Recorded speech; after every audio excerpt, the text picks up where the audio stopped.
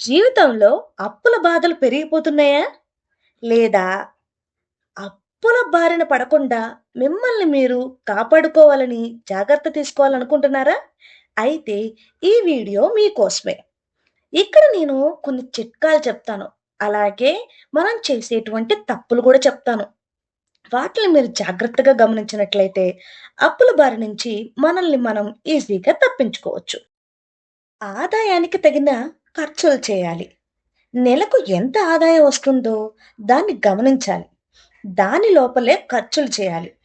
అవసరం లేని ఖర్చులు తగ్గించేసేయాలి. ఇలా చేస్తే మనం కొంతవరకు అప్పుల పాలు కాకుండా ఉంటాం.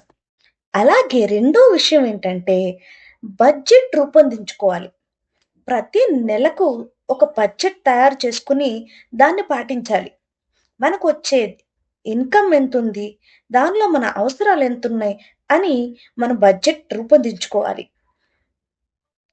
అలాగే మూడో విషయం ఏంటంటే సేవింగ్స్ తప్పనిసరిగా చేసుకోవాలి. మనకొచ్చిన ఆదాయంలో ఎంతో ఒక కొంత నెలకు ఖచ్చితంగా ఇంత దాచుకోవాలి అని మనం సేవింగ్స్‌ని తప్పనిసరిగా చేసుకోవాలి. అత్యవసర పరిస్థితుల కోసం ఎమర్జెన్సీ ఫండ్ కూడా ఏర్పాటు చేసుకోవాలి. క్రెడిట్ కార్డుల వాడకం పరిమితంగా ఉంచాలి. అవసరం లేనప్పుడు క్రెడిట్ కార్డులను ఉపయోగించకూడదు.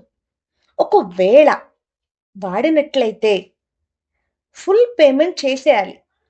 కొద్దిగా చేసి, కొద్దిగా బ్యాలెన్స్ పెట్టుకుని వాటిల్ని వడ్డీ కట్టుకుంటూ కూర్చోకూడదు. అది మనకి అధిక మొత్తంలో డబ్బు ఖర్చయ్యే విధంగా చేస్తుంది.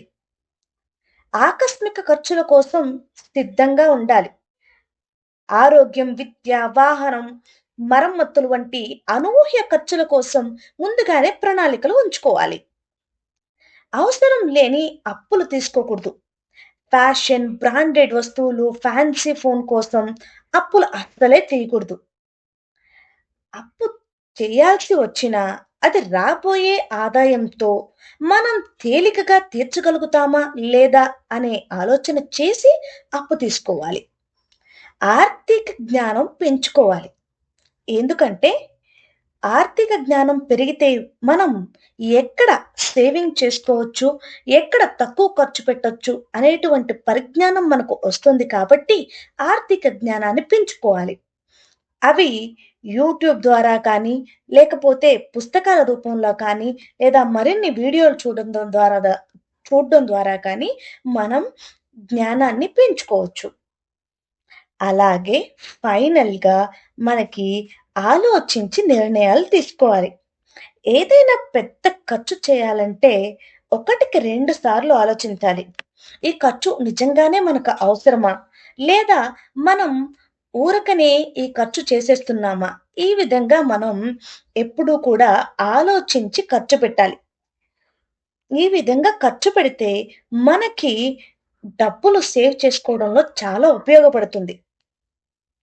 మీ కుటుంబ ఆర్థిక పరిస్థితిని బట్టి ఈ సూత్రాలను పాటించగలిగితే మీరు అప్పుల నుంచి దూరంగా ఉండగలుగుతారు.